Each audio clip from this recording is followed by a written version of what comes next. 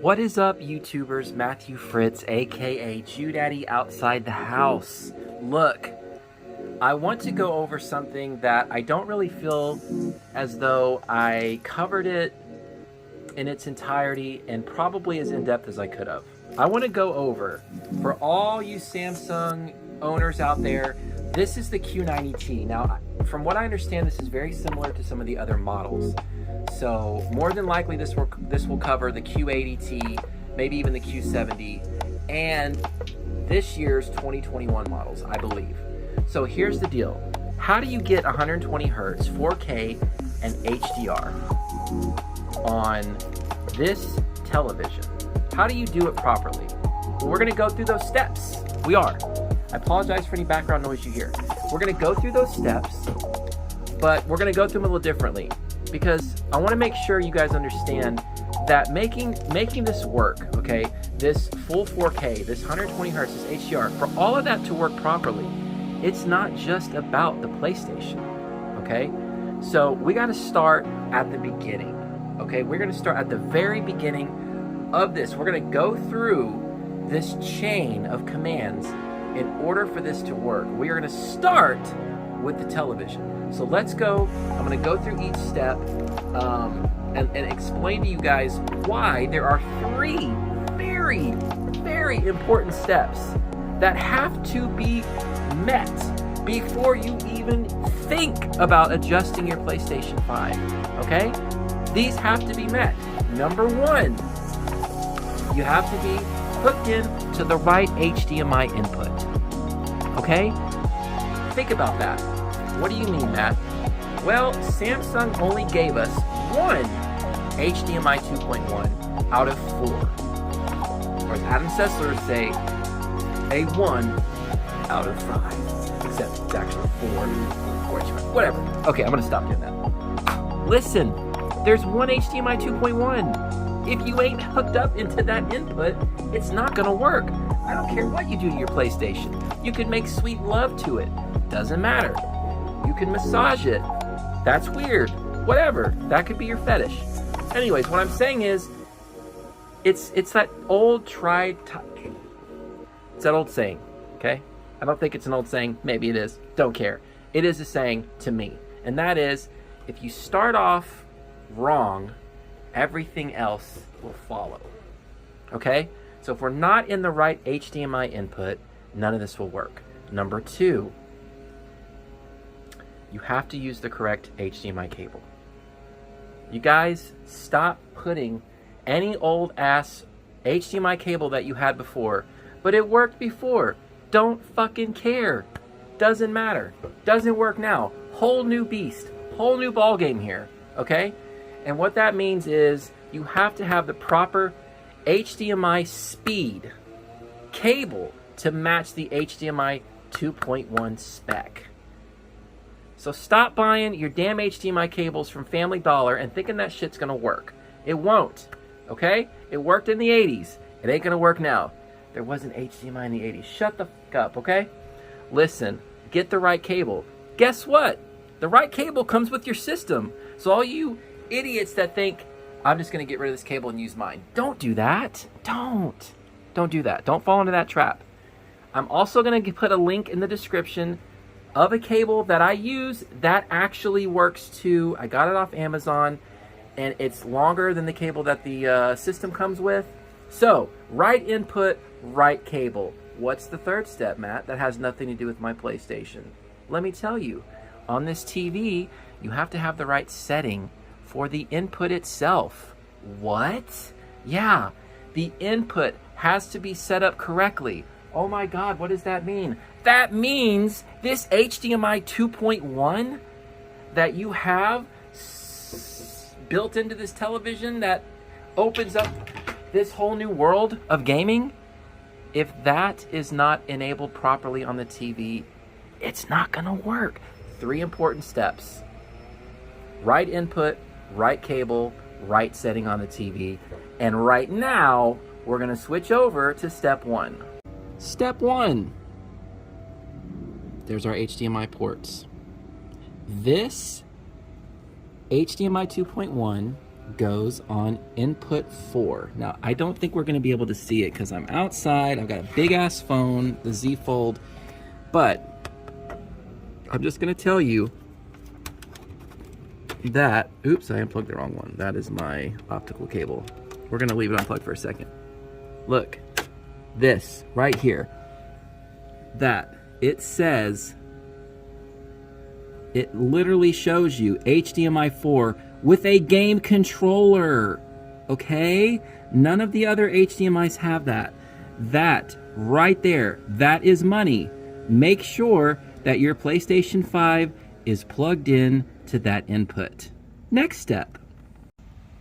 Step number 2, the actual cable itself. Now, we just talked about this. You either use the cable that came with your PS5, because it does work, or you find the correct cable that is also compatible. Just because it says 8K doesn't mean it's gonna work. How do I know this? Because I've gone through multiple cables. This one actually does work. Again, I'm gonna put that link in the description. So have the right fucking cable. While we're talking about cables, if you have an external device such as a soundbar or an AV receiver, and you decide you want to go PS5 to that and then to TV, just be warned now that that can throw a kink in the chain of commands, and that if that soundbar, if that AV receiver is not compatible with that HDMI 2.1 full spec for 4K 120 Hertz HDR, it ain't gonna fucking work. Hear that, please. Understand that.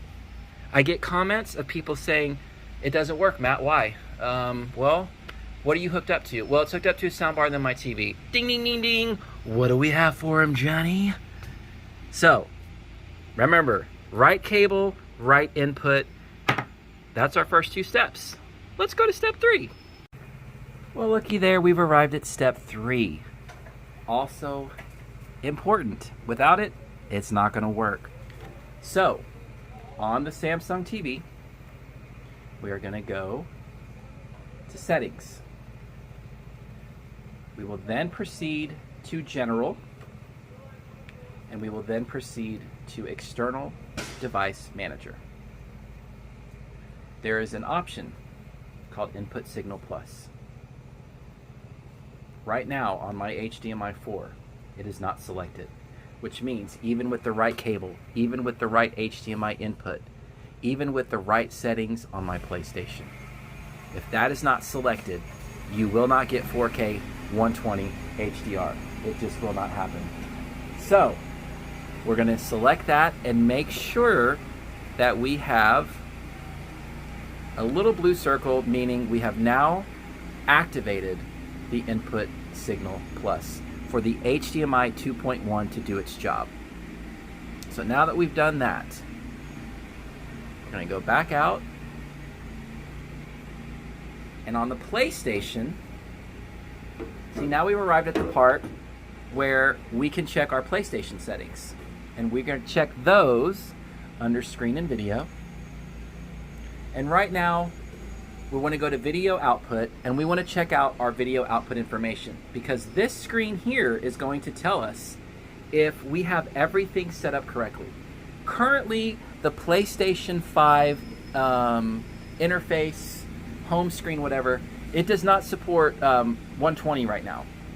But that's okay. We can verify that we got 4K 60 Hertz. We do have HDR. Now, here we go. HDR supported. Great. Frequencies. These are the available frequencies that 4K will output when HDR is in use. From 24 Hertz all the way to 120. That's great. Now, non-HDR sources. What refresh rate will we get? We will get from 24 all the way up to 120. So, that's that right there. We followed those super simple steps of making sure that the television first is set up correctly, not the other way around. Let's not start backwards. Let's not start with the PlayStation, because again, if we're not in the right input, if we're not using the right cable, If we don't have Input Signal Plus activated, it doesn't matter what we do on the PlayStation 5. So, from there, there's really nothing else you have to do besides your preferences, which are resolution. I always choose automatic. You can try to output it at 2160p all the time. The transfer rate, I always keep on automatic as well. HDR, for me, I only like it on when the game supports it. If you want it off all the time, good for you. If you want it on all the time, more power to you. To adjust the HDR and calibrate it, we could do another video. I think I may have covered this, but if you guys leave a comment saying you want to go through that, we'll go through that. Deep color output, I always keep it on automatic because without it, I don't think you can get HDR. RGB range, sometimes I do automatic, sometimes I just keep it on limited because it's just way too dark. Again, that's going to be your preference. 120 Hertz. They now have an option right here for either off or it will be enabled when a game supports it. There is one caveat to this. And that is Call of Duty Cold War. In order for you to get 120 Hertz with Call of Duty Cold War, you can't just set that on automatic and think it's going to work. You actually also have to go back to the main settings screen, go to Save Data and Game App Settings, go down to Game Presets, and where it shows Performance Mode or Resolution Mode, instead of Game Default or Resolution, you have to actually have Performance Mode selected or it will not work at all. That is only for Call of Duty Black Ops Cold War. Every other game, you can just keep it on automatic and it'll work fine. Those are the steps. Super easy. Once again, follow the TV first. Right HDMI input, which is 4. It's got the gaming controller. The right cable, which again, if you're not using the one that came with your PlayStation, use the one in the link that I'm putting down below. I'm not getting paid for it. I'm not sponsoring it or anything. I just know that I've tested many cables and this one works. I'm using it right now. As you can see, it's working. And make sure your Input Signal Plus. It's all there, guys. If you have any questions, let me know. I really hope this is helpful. And I'll be doing the same video for all you Series X owners. Peace out, Girl Scouts.